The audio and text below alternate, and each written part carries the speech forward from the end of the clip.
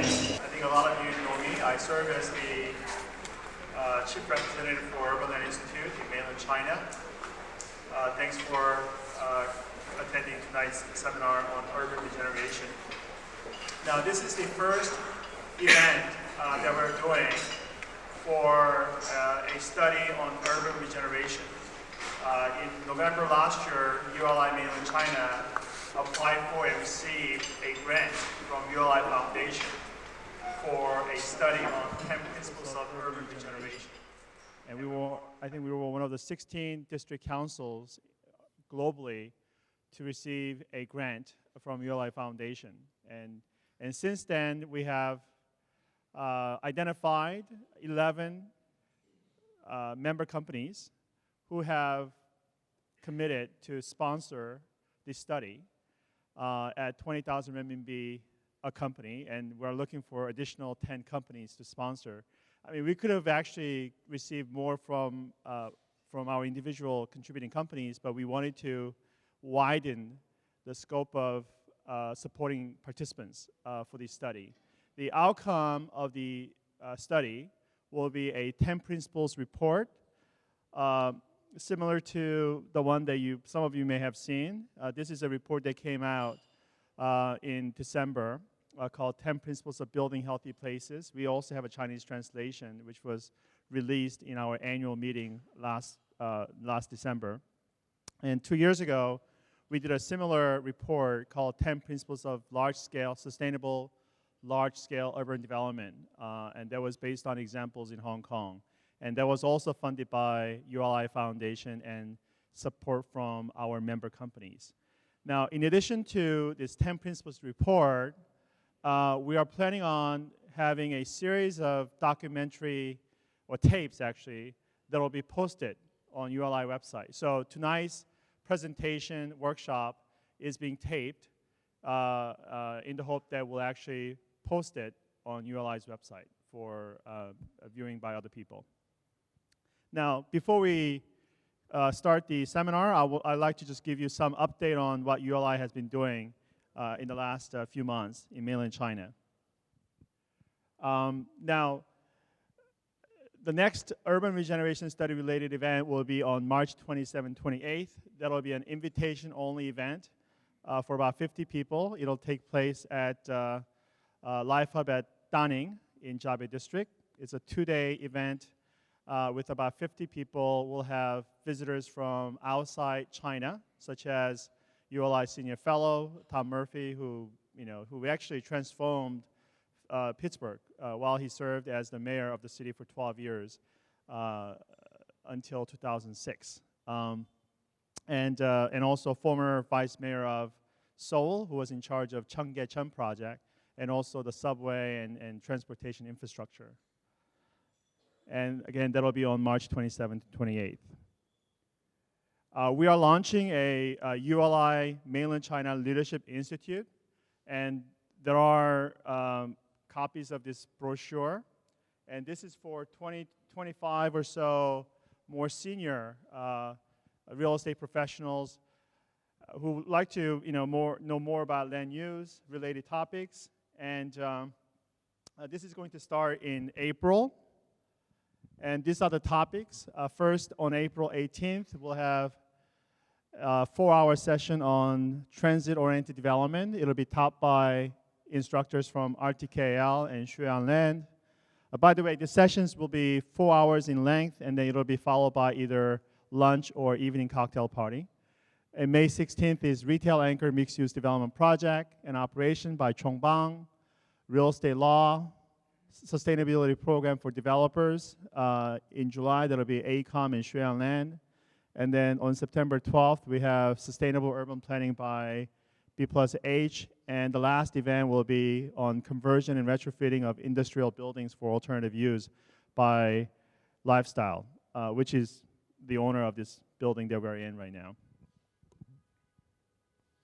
And these are the confirmed lecturers. I'm sure you are familiar with some of the people here. And I think we'll have a few more instructors as well. And I'd like to thank Lifestyle for providing the venue free of charge. Okay, now without any more promotion on ULI, I'd like to introduce today's seminar will consist of 3 presentations, 2 that are relatively brief in length, about 5 minutes each.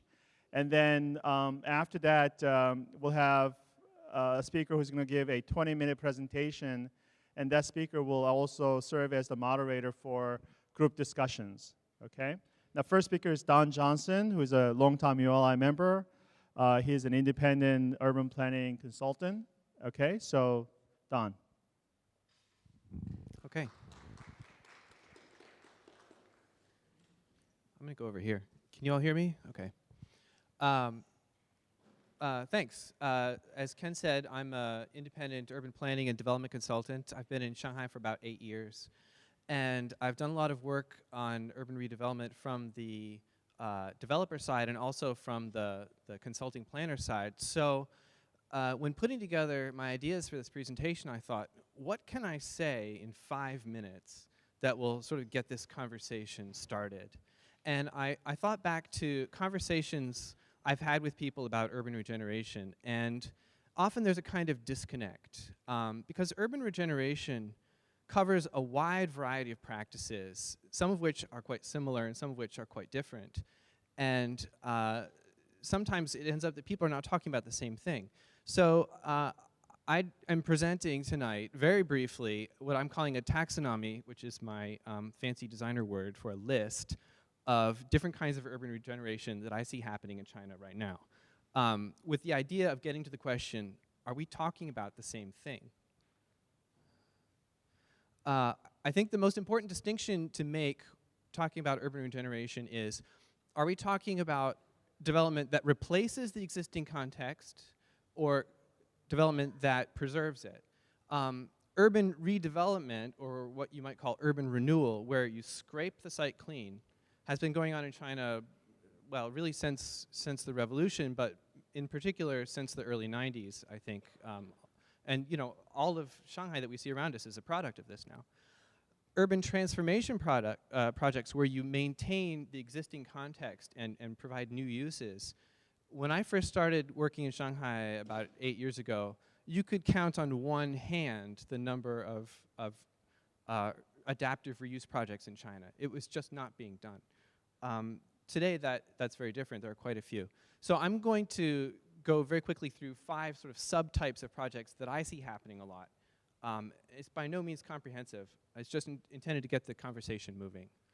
So when I speak to local government officials about urban regeneration, usually what they mean is what we would call slum clearance, urban renewal, where oftentimes these former villages surrounded by the city, which are being rented out to migrant workers. They're very high density, no social services, very poor environment. The idea is to scrape these clean and build something new and modern there.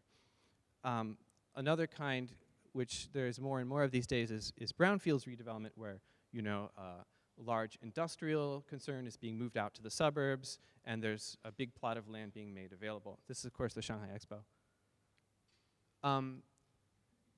For urban transformation projects, there are now quite a few of these old factory transformations, and usually the end use is some sort of artistic or creative office use. And of course, we're standing in right now one of the first, Bridge 8.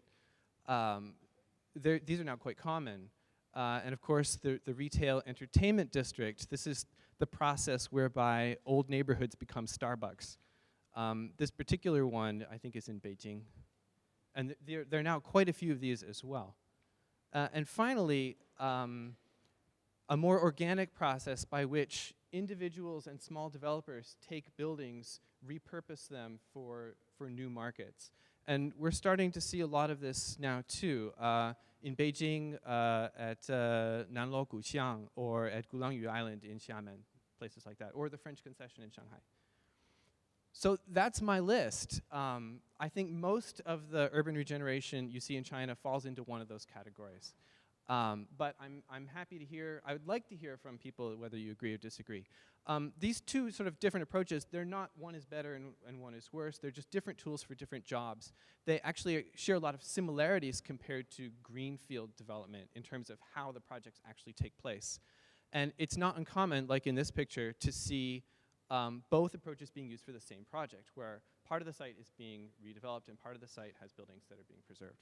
So that's just to get the conversation moving, and I'm looking forward to it very much, and thanks very much. On a number of projects that deal with urban regeneration. She was the site architect for Clarke Quay in Singapore, and she was the architect responsible for Raffles City in Beijing. And okay, Ming.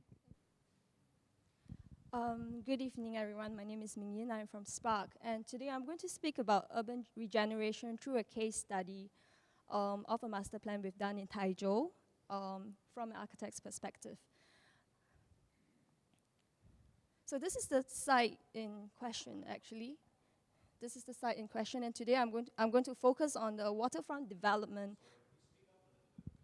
Okay, this is the site in question, and then I'm going to focus on the waterfront development. As you can see, it's a beautiful site. It is bounded by a meandering river. To the south, this is the city center in which they want to extend up to the north, and to the north of the site is undulating mountain skyline.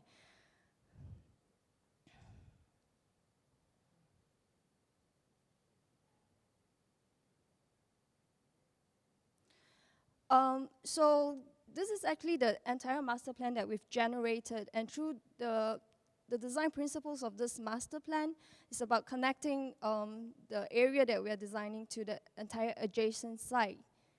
And this is the area I'm going to focus on today, because for the design of the Water Street, it acts as a catalyst that transforms the neighborhood and the city of Taizhou. And hence, we begin to program the waterfront development, because it's about inserting and programming public spaces into the site and balancing it with the commercial and the retail functions and requirements. And again, then we fall back on the urban design guidelines, and we fall back using the Qingming Shanghe tool, which is just Qingming painting to base the design on. This is a painting, a scroll painting that was developed during the Qing dynasty. And from the painting, you can actually extract many different urban elements that is historical, very interesting, and that is very much lacking in our contemporary cities in China today. And again, using the city festival concept. So from the site that you see is actually bounded by a meandering river that actually disconnects the site from its surrounding environment. So actually then we applied the idea of some of the key spatial elements of the Qingming painting. For example, using a bridge element, inserting commercial and function activities on bridge elements, ideas and retails, bridging over the river instead of placing it onto either sides of the river to create a connectivity and stitching out the island with the surrounding sites. And hence, this is what you get. It is a landscape waterfront street element. It connects the site. It is a shopping street. It is a landscape street. And it is also a destination. And this concept and this guidelines is also integrated with culturally attached contemporary architecture. And hence, I'm going to do a quick animation on how we actually reinterpreted traditional architecture, Chinese architecture in contemporary sense.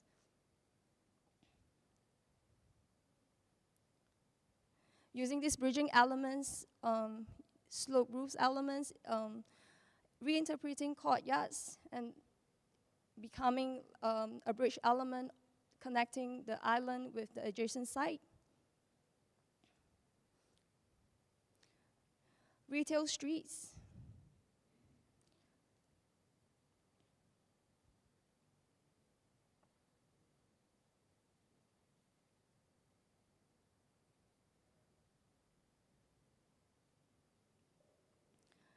And hence the bridging over effect actually becomes a guiding principle that actually not only transforms this neighborhood, but also the entire city as well.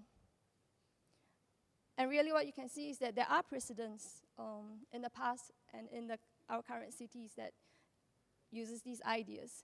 And cultural retail is when we begin to incorporate public spaces, settings, performance spaces, balancing the commercial functions and the retail functions in the space. So from this set of animation, you can see how the two integrates into kind of like a city square. The red is the retail around the bridging element across the river. And this is a performance space that becomes like an icon, a visual imagery for the site. And lastly, retail streets. So what we are doing here is also providing a different sense of skills of retail, of the different types of diversity of businesses. It allows a platform not only for commercial developer retail, but also a cultural for local craftsmen and businesses to be able to set up their place here. So in this master plan, we're actually trying to create a diversity of different businesses skill, a sense of public space, a destination, but yet it is connected and stitching up the site in its locality, and also providing a locus, a central element for the city of Taizhou. So this is the end of my presentation. I welcome all comments, and yeah, so thank you. Thank you, Min. Okay, our next speaker, his name is Paul Tang, was the founder of, what do you call it? I was the founding academic director of the American Academy here in China, which is initiated by USC. And now you're a partner at First Design, local architecture company, and you also remain as an adjunct professor at USC? Right, okay, great. So I reached out to Paul this morning to ask him to give a talk and also help moderate tonight's seminar because our originally planned moderator had to drop out at the last minute. So thank you very much, Paul, for stepping in on such a short notice. So Paul is going to give a presentation or discussion talk on his own for about 20 minutes, and then he will moderate the group discussions, all right? And then toward the end of our tonight's seminar, we'll have a chance for some of you to actually speak up and give your opinions on urban regeneration. Okay, good evening, everybody. I first need to apologize because of the slight change in strategy, and then, you know, when things get bad, it gets really bad. As I'm changing my presentation from a 5 minutes to a 20 minute, based on a long discussion I had with Ken all of today, just before I was ready to bring it over, got a call from my daughter's school. She got injured. I ended up at the school and then at the hospital, rushed here, no PPT. But I think that's okay, because I think this topic, in my opinion, the PPT is not going to do it justice. And the fact that I believe that we're actually is a seminar, right? This is not a lecture. It's not a forum for me to sell my talk, right? I think it's a forum fundamentally for us to really talk about the idea of urban regeneration. And I know, like Peter here, someone I work with through the AIA, we've had these kind of similar discussions. Claire, James Lee here, we've had debates in different forums, all centered around this whole notion of urbanism. So today, what I'd like to do, rather than saying, these are my ideas, I like to start posing a lot of questions. And so rather than making this as a monologue where I sit here and talk to you about what I think is the right thing to do, I think it's much more interesting for us to really examine what we should be doing, right? Particularly in the context that we all currently share and work in, and that's here in Shanghai or China as a larger picture. One of the fundamental beliefs that I do have is whatever it is that we are engaged in, particularly for those of us who are raised and educated in the West, this here in China the fundamental understanding of what urbanism is, I believe, is fundamentally different, right? It is not the same thing.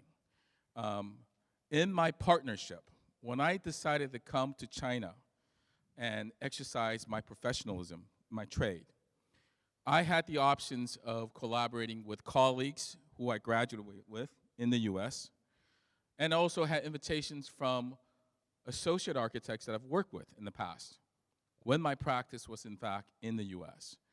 But in the end, I made a decision that I rather not practice with professionals who have similar backgrounds as I do. And one of the biggest reasons I made that decision was inevitably, because of our personal training and experiences, we are biased. We have a tendency to frame problems, right? Design challenges in the ways that in which we are most comfortable with. So I made a very hard decision to say I'd rather get partnered up with local practitioners, and perhaps local practitioners who's never been exposed to Western professional practice. Not that they don't know it, but their entire makeup as a professional in China is very fundamentally Chinese, very regionalized, and somehow through different lenses, if you will, try to arrive at a different understanding of what we do and what we can contribute. So in the same way, I like to bring that into the discussion today. So for example, I'm talking to Claire. The minute I got here, first thing I also apologize to Claire. I said, listen, I'm going to talk, but I have no PPT, right? And then I said, but I find one thing that's extraordinarily fascinating. China, as far as I know, is still in an urbanization process, right? That's a strategy for the country. So how are we going to talk about urban regeneration with the assumption, to some degree, that it's already urbanized? So we got to think about that. I think that's an interesting question. Two, I take the same notion of urban regeneration, take that very word and start examining and dissecting its definition. At the end of the day, I thought about it, and I said, wait a second. Now, Don had just indicated there are fundamentally two camps, right? One's called redevelopment. The other one's called adaptive reuse. I think you used a slightly different word. But at the end of the day, we as architects, when we practice in an urban environment, are we not always doing this? Because what we do is never standalone. When you design a building, it could be a small little building, right? But China's standard is small and the US standard is small. They're completely different. No matter what you do, you're always adding on to that overall urban quality, that urbanism. So at all times, the city in itself is continuously being regenerated. And so shouldn't the attitude of doing any project, every project, based on the idea that you are actually regenerating? You're always regenerating.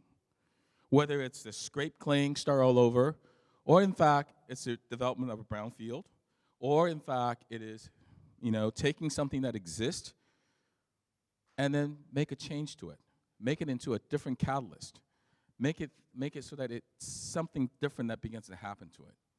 Right? So I think that in more ways than one, I rather look at the idea of urban regeneration and not necessarily frame it by the fact that it has the two letters, R and an E. But rather say, okay, I'm now going to be engaged in a particular context. I'm going to be looking at this project as an architect, and I know that not everybody here are architects. When I start engaging this project, beyond the definition of the property line, right? In China, it's the red line. In the US, it's the property line. Beyond that line, where does my influence really begins to end? And if you really think seriously, that line it's not that well defined, right? Physically, from the position in the design, your impact may be immediate to the people who actually come and visit or use the space you design. But from an urban perspective, you may actually begin from the most mundane, simple things. a retail project could begin to change the traffic pattern, pedestrian pattern, in the way in which local communities begin to use that space in a very different way. But let's take that even further. Architects seldomly, except those of us who practice in Asia, I think, architects in the West are often less aware of the economic context, right? Because we think that that's not my area of expertise. You as a client, give me your program, right? And I'll design it. What I'm good at is making the design, making the architecture. But I think in China, it's a whole different thing. Unless you work for a very well-organized developer, the biggies, right? Wanda, Wanke, Lichen, Luidi, so on and so forth. To include other imported developers. I would even argue 70% of the developers in China are not necessarily professional developers. Who they really are people with very good guanxi, very good connections. They could get their hands on the property. But 9 out of 10, they will come to me, and this is what happened to me because I started doing China projects as early as 1997. My first commission, relatively speaking, was 84,000 square meters, okay? That may not sound big here in China, but think about this. We're talking about over 20 years ago, right? I'm 20 years younger back then. Someone come to me and said, 84,000 square meters. That's 840,000 square feet. Projects like that will never come to me in the United States at a young age of 30-something. And then, to engage the project, I realized I had no program. What I receive are these common writings about, being in the 20th century, approaching the 21st century, yada, yada, yada, yada, but in the end, no numbers. And they say, here is an apartment complex, a residential tower you need to design. So I went back and asked, so what's the apartment mix? How does this project begin to engage the local community, the local market? Again, going back to the idea of urban regeneration, right? Or urban generation. They looked at me and say, Paul, you're the expert. You tell us. And I'm thinking to myself, how the hell do I tell you this? Right? In the US, in the West, typically the developers have done their homework, honed the numbers, look at the economics, and said, sir, you're the architect, now design it. Here in China, the engagement is substantially different, right? At least the majority of the type of the developers that not the big ones. The majority of developers, in my opinion, are very good at getting properties because they know once they get their hands on that property, it's economic success. There's no way they can fail. When they say, oh, I'm losing money, they're really not losing money. They're just not making enough money, right? So what that begins to allow me in these 97 till today, in that engagement, I come to realize one of the critical things is I got to stop being a traditional U.S. or Western-defined architect. I need to expand my idea, my perception of what a context is, right? Contextualism. Claire and I just had another debate 20 minutes ago. Is an old word that you learned from school in the 80s, maybe even earlier than that, right? You got to look at the context. But I think even then, the education that we receive in the West, that context is mostly about a physical context, right? And maybe a shadow of cultural context. And then in the end, we're much more engaged with the idea of the form. But I think that notion of context, again, taking this entire idea back to these two words right here, urban regeneration.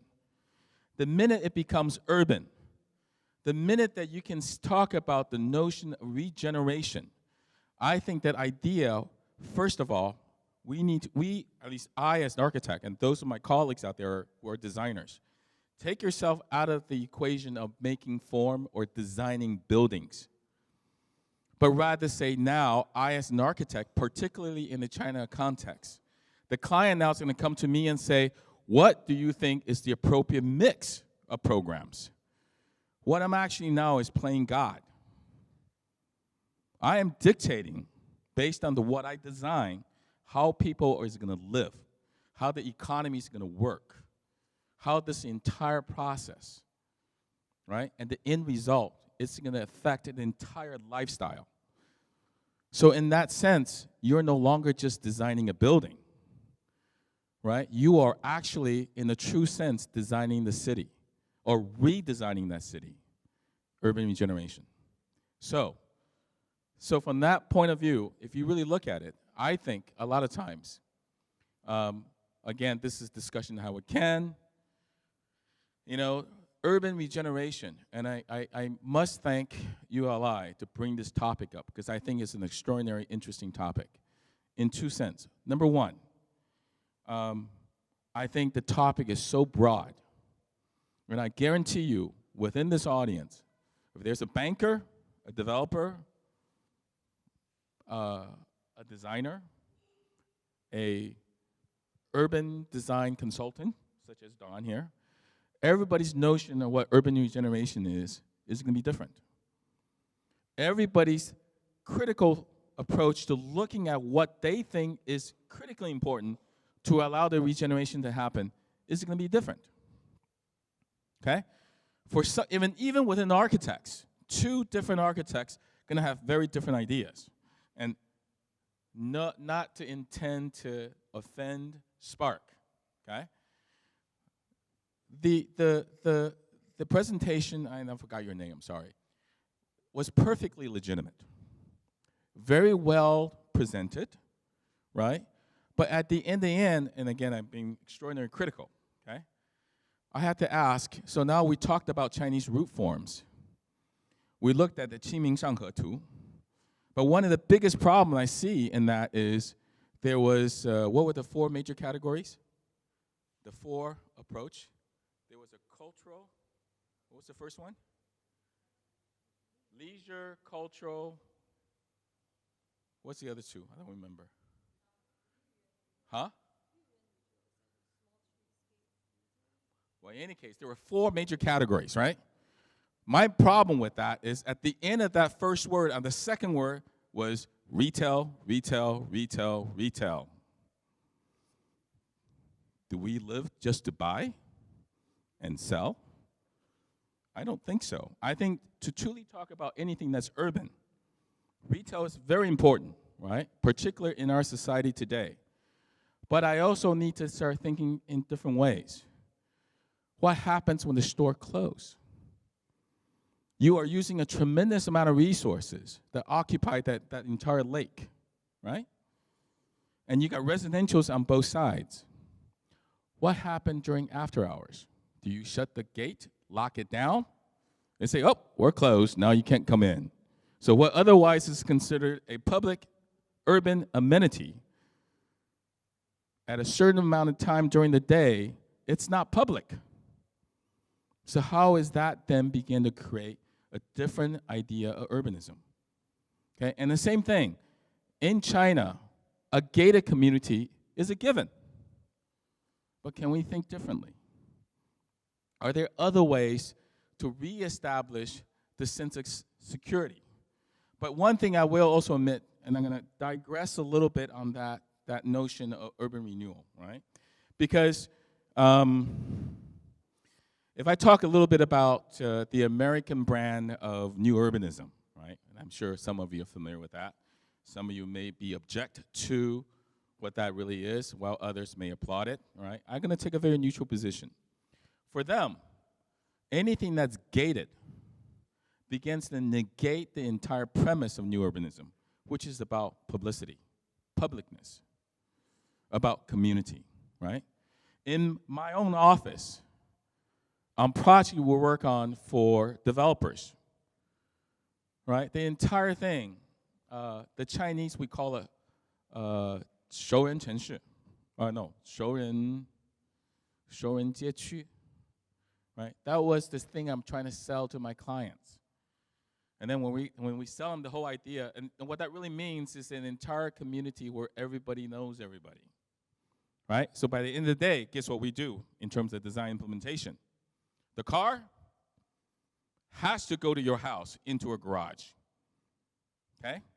And when we try to advocate the fact that I'm going to centralize the parking remotely, oh no, these are single family, high end. How could they dare you let them walk? I said, wait a second. If I drive home right into my garage, then into my house, at what point do I get to know my neighbors? How is that a 熟人街区? Number one, right? Number two, everything's gated. Because without the gate, you have no security, right?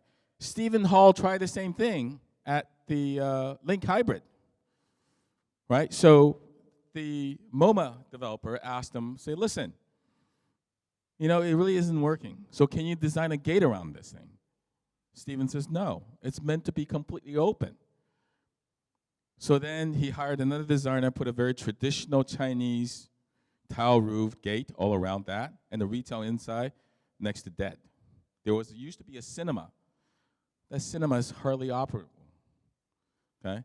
But in any case, I am not saying one's wrong and the other one's right. I'm saying these are cultural conventions. These are ideas and notions that you cannot change overnight. Right? The person who was my thesis advisor over 30 years ago, I brought him to China, right? And he visited the city. He loved it. Then I showed him the aerial map. He was in shock. Why are all the majority of the structures all facing south in a row? He said, that's no way to do urbanism. Okay? Try to change that. Try to tell a developer, say, hey, listen, I'm going to create a much better environment for you by breaking that up. Try to do that in Henan. It's never going to happen. Because the only units you're going to sell are the units that are facing south. What's going to happen to all the rest? Derelict. Are you regenerating the city?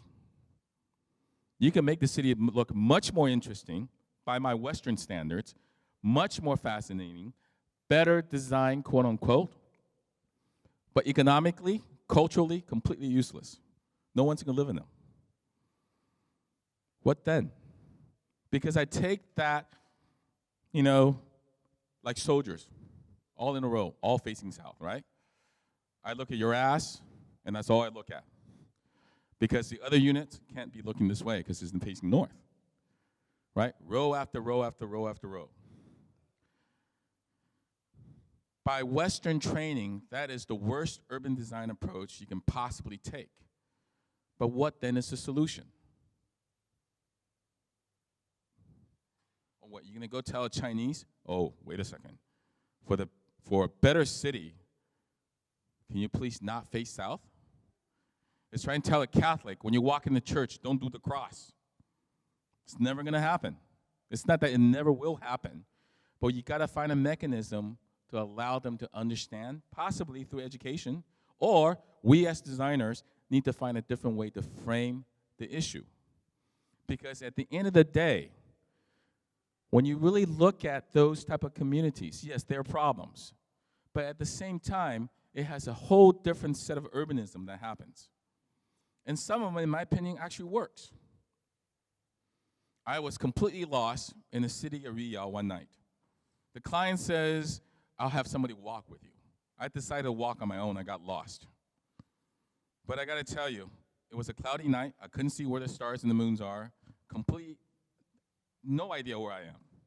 All I knew is that I walked south. Now I got to walk north. But I made so many turns, I lost my way. Then I realized, look at the balconies. They all face south. And there it is. I found my way back to the hotel. Now, that may sound like a joke, but nevertheless, that there is a local regional logic, in my opinion, why that value of facing south is far more important. And so when we start looking at communities, when we start looking at, and it could be all retail, okay? Residential communities. We looked at the ideas of urban regeneration. What I'm saying is we particularly, you know, I see half of us here are all from the West. We got to be particularly careful. And I think ULI also need to be very careful right? Urban Land Institute, at the end of the day, it's not a local institute, right? At a different forum, you and I had a discussion. At the end of the day, I say, you know, it's a shame. We're all speaking English. We're not speaking Chinese. And I'm ashamed of the fact that my first language is English. I wish I could converse more in Chinese and talk to you in those subtle ways that I can never understand. But the point I'm trying to drive at is it'd be fascinating if today everybody sitting here are in fact local Chinese architects, professionals in the development or urban redevelopment trade, and actually offering those of us who are engaging our lives in professionalism here in China a different way to look at what it is that we do that possibly could bring a different set of values to the community here. Now, I'll be honest with you, I am not going to be here forever. My current plans in 6 years, I'm heading back to the US. But one of the things I find most interesting, 2 minutes or 20? Okay. One of the things I find most interesting is a lot of things I learn here by allowing myself to immerse into a completely different type of culture, different way of looking at the notion of what is urbanism, and potentially even redefining what I understand urban regeneration to be, that allows me to take it back to anywhere in the world, I think, right? We live in an extremely globalized society, and I think there's always a better way to do different things. And I think not only can we bring our expertise here, I think we can learn a hell of a lot and bring it back there as well. It's a two-way street. So I've been given the 2-minute warning, and I think I passed that, and I'm actually surprised that I survived without a PPT. So thank you very much. Thank you, Paul. Well, a lot of the things that you said resonated in me and triggered certain thoughts in my brain, and one of them was the gated community. I live in a suburban gated community, and in December when we had our annual meeting, I served as the MC, and in the middle of a break, someone came up to me and said, "Hey, Ken," and he looked vaguely familiar to me, and I realized that he just lived across the street from my house. So, and it shows how little there is, interaction there is in the suburb with neighbors and so on. And another thing that resonated in me was how, as a architect or urban planner, you get to play God in China, whereas in the U.S. you don't, right? And when you're doing a project renovation, say urban regeneration project in Shanghai or in cities in China, you should think about the overall context, not just about the building itself, right? I think it's not necessarily just in China. I think what I can bring back, particularly as an educator, right, taught 20 years at USC, one of the most profound things I've come to realize is, by saying I'm playing God, maybe it's overkill. But to really think in a different way, that what I do as an architect, right, what I put down on paper, that every single line that I draw, the profound impact that I could potentially have to the end user is beyond the traditional understanding of what we do as an architect. It's much more comprehensive than that. Right. Well, I'm not a trained architect or urban planner. I'm a frustrated former banker, and I was in Beijing yesterday, and I was talking to a developer that has about 200,000 square meters of GFA to develop, and I was being asked, "Ken, what do you think we should do?" So I was telling him what they should be doing, and this is someone with no background no training in urban planning, but yet I thought, because I know how the numbers work, because I know looking around how the landscape of the neighborhood looks, I had a inherent sense of what would work on the site, but speaking of playing God, right? I also hear developers complaining about how they are hamstrung because the government has very strict codes. I was talking to a developer who said if he developed his project according to the government codes, his project would have failed. right? What do you think about that? Well, I think we talk about TODs, right? Someone, I think Don, you brought it up, or somebody brought it up, the idea of a TOD earlier. Maybe it was your initial, right? Transit-oriented districts predominantly is trying to promote a pedestrian-friendly strategy to urban design. And I'm almost confident that I can say the only walkable city that's left in China, all of China, as a city, at a city scale, Puxi. And I challenge everybody, anybody here to tell me another city where you can actually walk at a city scale. I don't even think you can do that at Pudong. Pudong is a traditional Chinese urban design city, okay? And the Chinese notion of solving the traffic problem is making it wider, right? I got way too many cars, let's make the streets wider. I don't think that's the right approach. I'm fat. My wife will never let me loosen my belt so I can eat more. That's the same philosophy. You widen the roads, more cars will go on it. Time after time, data after data, research after research, that's what they've shown. You rather have smaller roads, more roads, disperse that traffic. Don't get it all focused into one road.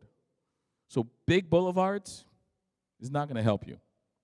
So in my opinion, every time I talk to a city planner, 规划局局长, or anybody from the 规划局, oh, we got bad traffic problems. Small roads is not going to work. You really need to help them to get to the root of the problem. Because I think, interestingly enough, in China, I'm not even sure they believe in that. I think they say that because the leadership says, we should have bigger roads, right? And therefore they do it. I think part of it has to do with a fundamental educational system. They're not brought up to challenge, to think critically.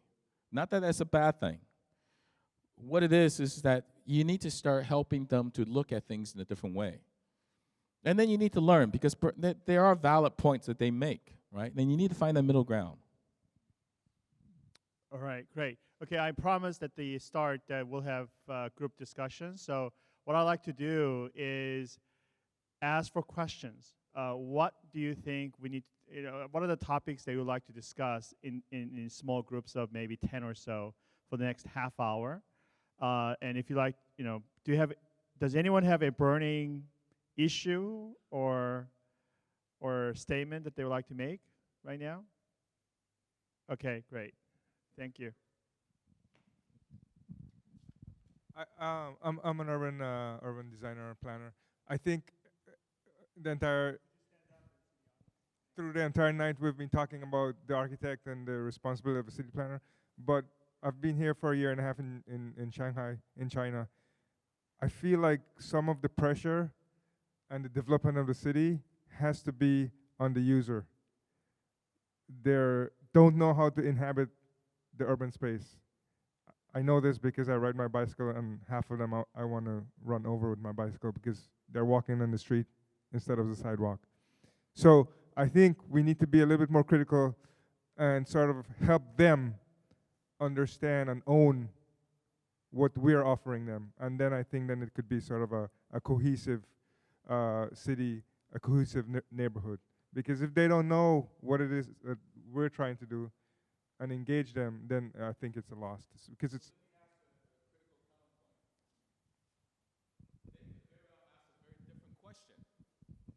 Why do I need to know? I've always walked in the street for my entire life.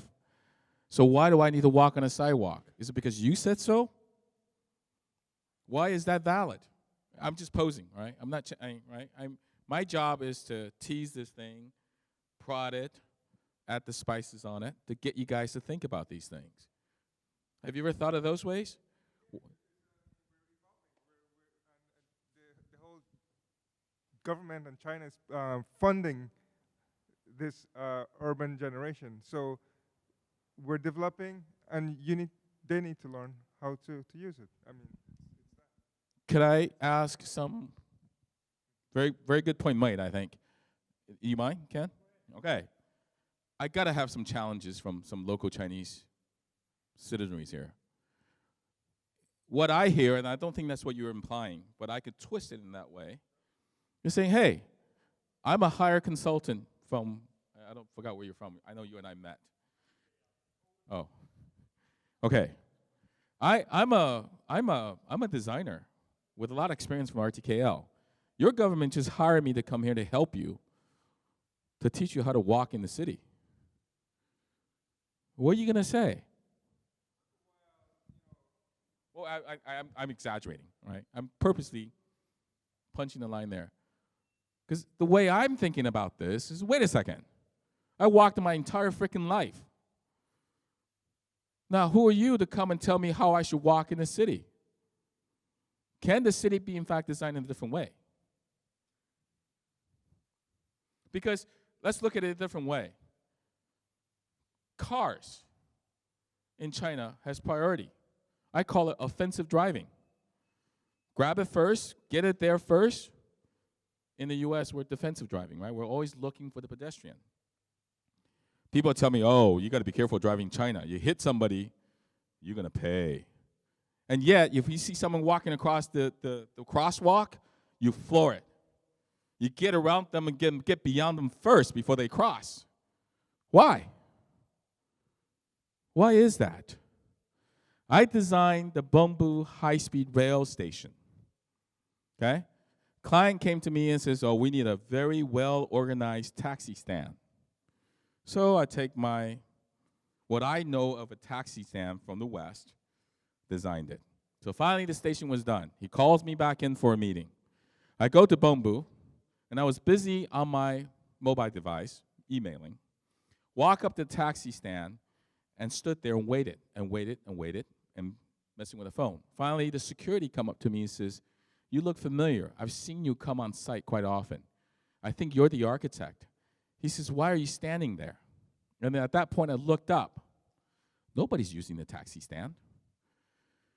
No taxi are queued in a way that we understand they should be queued up. Everybody is creating an independent commerce, negotiating with a taxi driver where they want to go, and the driver is saying, do you mind if I take another rider with me? And I'm standing there like an idiot. In what I designed as a taxi stand, I realize it doesn't work. For them, it's a negotiated process. I'm not going to say what's right or wrong, right? I'm not passing judgments. But it's clearly that I failed to see how they get on the cab, how that entire economy works. I didn't see it. I automatically assumed taxi stand, all the taxis queue up. I come here, just like in Shanghai. Line up, taxi comes in front of me, I get in the cab, and we go. In a small cities like that, even if they queue up, they come up to you. They ask you, where do you want to go? I say, I just want to go 2 blocks down. They say, well, wait for the next one. They don't want to take you. Is it their fault? No, they've been waiting there for 4 hours. And they're going to make, what, 10 renminbi from you? They'd rather wait for that customer, they'll take him to the next township. Economics. Is it their fault? Is it rude? No, I don't think so. Right? Just the idea of standing in line is an urban etiquette. And then it occurred to me, wait a second. When we are standing in line in the West, I stand in line. What that really means, I have it. I just wait my turn. Eventually, I will have it. Since, God knows when, the beginning of the 20th century, all the way through possibly 1970s. When the Chinese people stand in line, it doesn't mean they have it. It just meant that you stood in line. You may not get it because there's not enough to go around. So their whole mentality is not that they want to be rude or they're impatient. It's their entire culture is brought up in such a way that if you're standing in line, you may never have it. And that's just the mentality. It'll get better. It'll get better. Look at Taiwan. It's gotten a lot better. Okay? So it will get better. But it's not that they're rude. So how do we as designers design a taxi queue? How do they wait in line? And that's my point, right? Yeah. Can we look at a situation like, Shanghai? I know you're referencing out tier 2 or tier 3 cities, but when you go to the airport here, there is a queue and there is a taxi line. And I know that we're thinking about this on a broader scale, not just a taxi line. But I think some change management is in place there. There's people telling people to get out of cabs and the cabs to move forward. And is there a way that we could do that on a much larger scale when designing for these end users and being able to tell them that this is how we designed this for you to use it in this way? And I think a little bit of it should be with Eastern mentality of how a user is going to use anything. But how can we put that into place, the change management? There's got to be some Chinese willing to talk here. Anybody? I think we have to be really careful of coming across as pedantic. You know, I designed this for you, and this is the way it should be done. I mean, if you just think about participatory design back in the States, I mean, it's really about involving the end user. So that's certainly one approach we can think about in China, is bringing them into the process and trying to understand sort of the cultural context. But to speak to the larger issue, I think we really have to figure out where the balance is between what is the cultural context that must be respected, that's ingrained, that's entrenched, that's really part of the unique fabric of China, and what are the things that are new that have just been socially constructed in the last 10 years? The idea of the car being sort of the primary means and the biggest, baddest form of mobility on the road, that's new. There's no reason for us to, in my opinion, respect that. I think that the walkability, sustainable transportation is still something that needs to be addressed, that needs to be designed, not just from a day-to-day kind of thing, but from a sustainable, prosperous future, and ensuring that in China. So I think it's our job to try to understand where that line is, and bringing who we're designing for into the process can really help us understand that.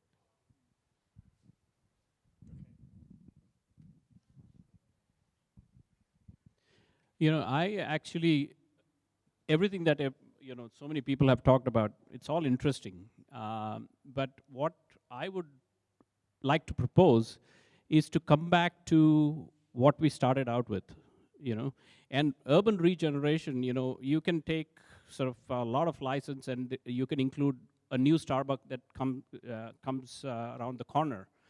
But maybe we should just frame what urban regeneration means, and then try to identify issues that we can discuss and come up with a list of things that can make better. Because so much of urban regeneration, and in my mind, I'll say in a second what urban regeneration is. I've been working in China for the last 14 years.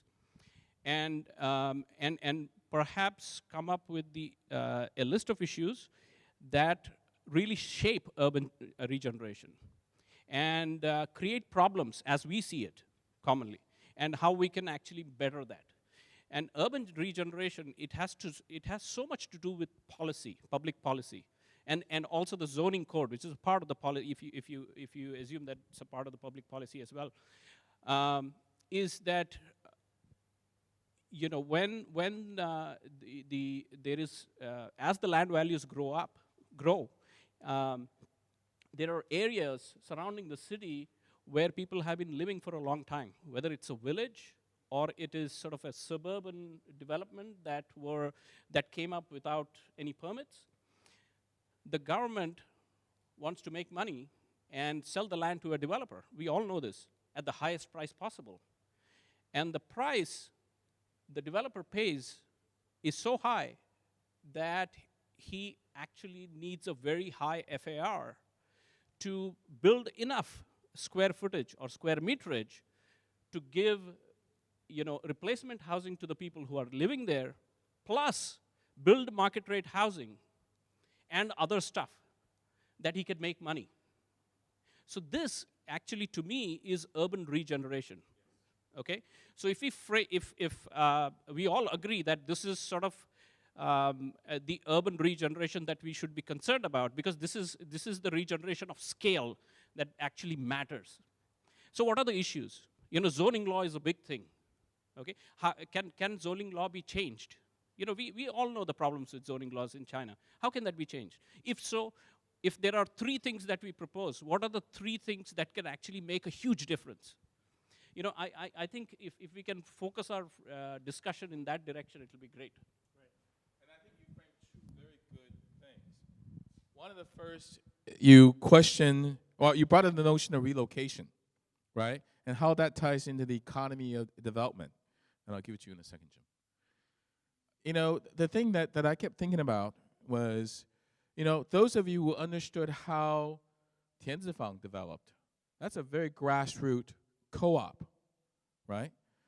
Now, as far as my clients that I've came across, all the developers in China, their willingness to address the relocation process is really in the most inexpensive way and efficient way, get rid of it, okay?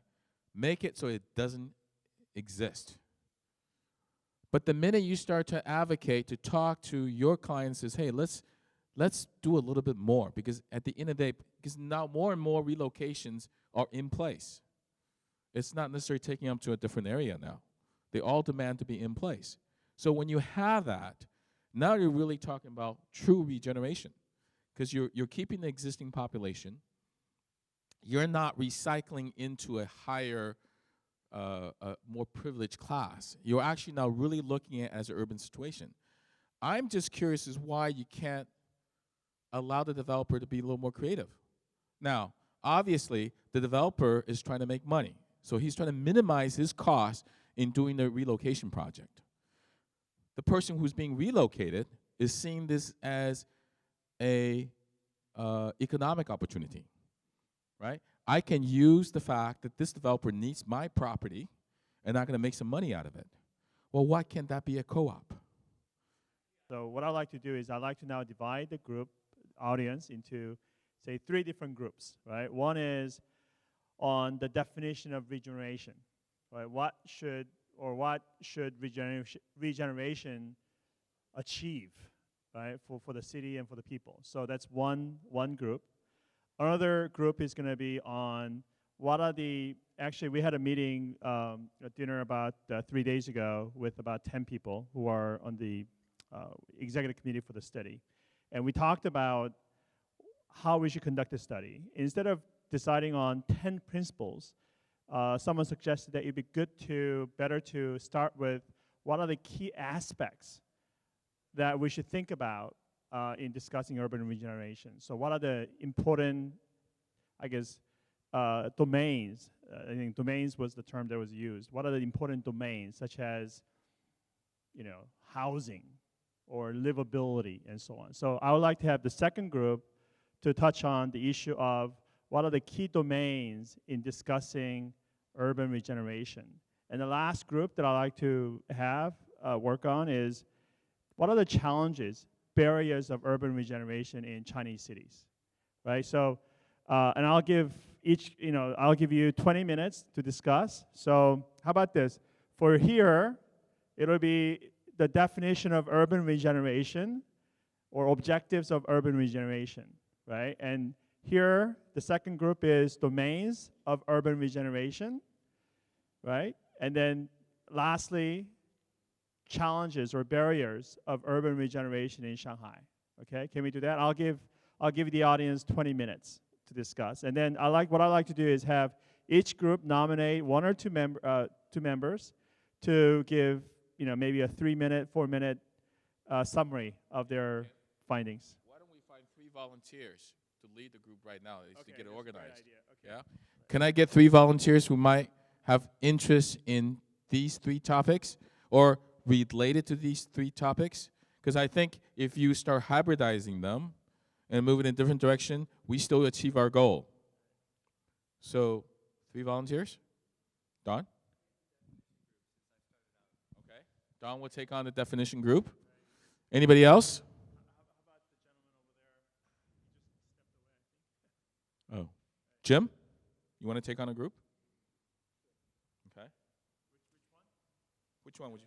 Challenges. Good. Anybody else? Oh. Domains of urban regeneration, or the aspects that you should think about in doing urban regeneration. Critical things that we should consider. Come on, somebody. Somebody? I'll pick out someone. So Bill Paluk, would you like to do that? Okay, Bill is sitting in the back, okay? Okay, great. So Jim, maybe you could sit here. Jim's group is challenges, and Don's group is definition, objectives of urban regeneration, and Bill's group is domains or aspects you should think, or the qualities you should think about in doing urban regeneration, right? Okay. All right, so please get up and move to whatever group you want. Okay. Right. So you feel free to arrange the chairs as you need. Okay? Yeah. Thank you.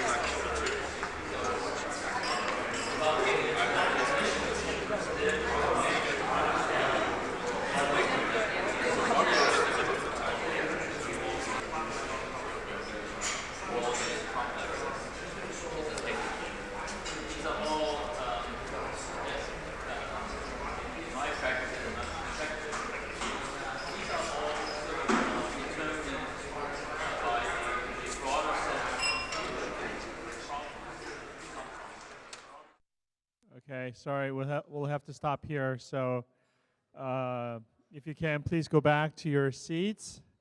Each group, you should nominate a speaker or two, if necessary.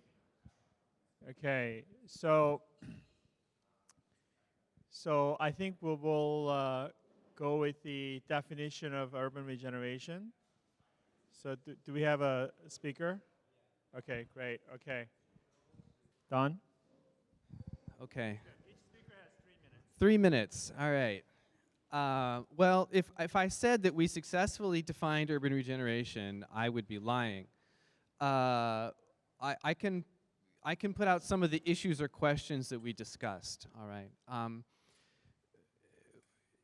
We felt it necessary, or we're trying to put some boundaries or some parameters around this issue so that we know what we're talking about. And I can't say we successfully did that, but some of the key questions we were asking were, is it possible to define or to put some measurements on an intervention or some kind of activity so that we know that there has been some new energy or some change to the environment? And is there a way to measure that? We asked the question, if a development removes all the existing population from a place and replaces it with new people, is that urban regeneration? And we didn't have agreement on that. We asked the question about context, urban context, and the existing nature of a place. Can we use the context to define regeneration? That is, if you have a space which is an urban space and deals with the area around it, then that is urban regeneration. If you have a space that does not deal with the existing city around it, then that is not urban regeneration. That's a possibility. Group, am I forgetting any major points? People in my group, did I miss anything? As you can see, it was a very philosophical discussion, and we ran around a lot, and we're getting there, but maybe another 20 minutes would have been handy. So I guess I'll stop there and say that we need to continue this more. Okay, thanks, Don. Okay, the next is, how about the domains of urban regeneration? Bill? Thanks, Ken. So we didn't really know what domains of regeneration meant, so we framed it as, what are the considerations that would inform our urban regeneration. One of the things that we keyed into was something that Paul spoke to about that China is still in the process of urbanization. So what does urbanization and regeneration exactly mean? We started our discussion by saying, well, one aspect of regeneration might be regeneration of environment. We have urban conditions in China that have extremely compromised air quality and standards of healthy living based on these patterns of urbanization that have occurred. So one starting point might be to consider a regenerative process that would be in the best interest of environment and individual health. So we said, how would we do that? Obviously, it becomes a policy consideration. So policy, we thought, was a major domain for any discussion and consideration of regeneration. We spoke a lot about relocation, and that started to tie into the character and cultural awareness of existing communities. And so we asked questions of, you know, how does relocation and how does existing community and cultural awareness play into urban regeneration? One of the things that I think was interesting that came out of that discussion was an awareness of community. It sort of came up at the end of our discussion, but someone said, well, if we're going to talk about regeneration, we better be talking about community. And I think we started to get into a discussion of, if we're thinking about community, how do we actually not only design for a community, but how do we empower a community to be a voice in what the regeneration of their urban condition is. And that tied into other things that we spoke to about that urbanization and urban regeneration really is different for different people in different places. It's not just a China and West country or consideration or other parts of the world. It's a city-by-city consideration. And what regeneration is and how people use the city is absolutely different, you know, across urban conditions. We also spoke to a long-term view that everything in China currently is on a 5-year plan, and success in China is based on the performance of that 5-year plan. Well, the 5-year plan may not be the appropriate one, and I think one of the things that we talked about here was, again, tying into something that Paul mentioned about, are we in a regeneration process or are we still in an urbanization process? Well, we said that, you know, in the West, we have places like Detroit. You know, we have places where obviously the urbanization process has exhausted itself, and we have to really think about what regeneration might mean. We may not have that in China now, but it doesn't mean that we won't have it in the future. So there was a desire to really move beyond the 5-year plan and really think in terms of, you know, urbanization and regeneration that has that longer term view. I think just a couple other comments I'll make is that there was a bit of discussion on the economy and the capital, the flow of capital that is ultimately at play in any sort of urbanization or regeneration process. We talked about identifying, you know, underutilized conditions within the city, and then starting to determine what the appropriate catalyst might be in those underutilized conditions to spark a process of regeneration. So I think I'll stop with that. It was not, I don't know if it really clearly identifies domains, but it was a sort of open-ended discussion in terms of considerations that we thought, you know, are appropriate to inform processes of regeneration. Thanks. Thanks, Bill. Actually, that's exactly what we meant by domains, considerations in doing urban regeneration. So the next is challenges of urban regeneration. I'll frame the challenges aspect in 2 broad categories. One is a tactical challenge. One perhaps is a strategic challenge that China faces. On a tactical level, we see a lot of fragmentation of the way the current sort of urbanization process is being executed. A fragmentation in policy and in jurisdiction, different departments having very rigid boundaries as to what they can work on and implement and affect. So it's very hard to achieve as complex a task as urbanization, which requires a huge amount of integration. That kind of fragmentation also leads to a fragmentation of accountability, so that when something goes wrong, you can't really point a finger at one department or one oversight department to fix it. The other sort of challenge is where we see huge dislocation in urban neighborhoods when the relocation process starts, and how do you fairly compensate for those that are dispossessed? How do you restore the community or the sense of community that used to bind these neighborhoods together? And at this opposite end, how do you foster urban sort of regeneration, as we talked, and how do you prevent or overcome urban obsolescence? So how do you accomplish these sort of conflicting objectives while being fair and being supportive of a more sort of a cohesive community? How do you achieve a density balance between urban core and the periphery? And not just the balance of the density, but how do you make sure that people who are moved further out have the same mobility and accessibility of the downtown amenities and jobs, et cetera? How do you ultimately then empower new and existing communities to be part of the whole process of urbanization? So these are the sort of tactical issues, and I left out one, which is how do you prevent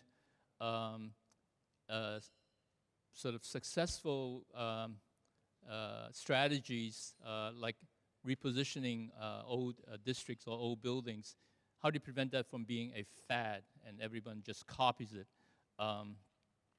So how do you recognize the true value of this kind of urban repositioning and repurposing of old buildings from being a faddish kind of a pursuit?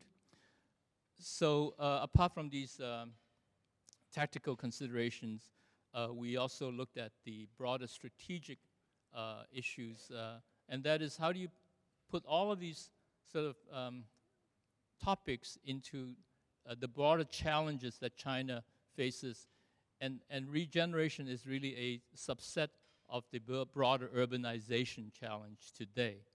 And that challenge is compounded by the rapid pace that we are prosecuting this process. Those challenges come down to cultural issues. The culture of courtyard housing, the culture of walled-in countries, walled-in cities or walled-in countries. That's all part of the cultural heritage that China is today. The political context is very important. The economic context is important, along with the environmental and the urban context. So all of the challenges that we see are really sort of the subset of the broader sort of interrelated challenges of the triple bottom line: your environment, your economy, and your society.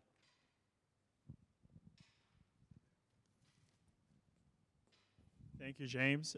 Do we have any comments from the audience? Anything that you want to say before we close out the discussion tonight? Any comments you think people should hear? Okay, great. Thank you very much. And I think someone said something about not having enough Chinese people in the audience. I guess by Chinese we're talking about people who could really make the difference. Government officials, developers, LDIs, and so on. That's very important. I think that's a very valid comment, and that's something that ULI Mainland China has been really working on. Our membership in Mainland China has increased from about 80 less than 2 years ago to over 340 members now. And so we've grown a lot. And a lot of the new members are actually coming from local developers, LDIs, and so on. And we actually, last year in August, ULI organized a advisory panel for the government of Sanya, Hainan, at their invitation. And we advised them on how to transform their city into a world-class world-class resort destination. And a group of 13 people from outside the region, China, gathered together for a week in Hainan, Sanya, and spent 5 days essentially talking with government officials, on an hourly basis, looking at different sites within the city, even outside the city, and had really frank discussions with the government officials and developers. We interviewed hotel operators, developers, and so on. And we are about to release actually the report from that study. So that'll be in Chinese and English.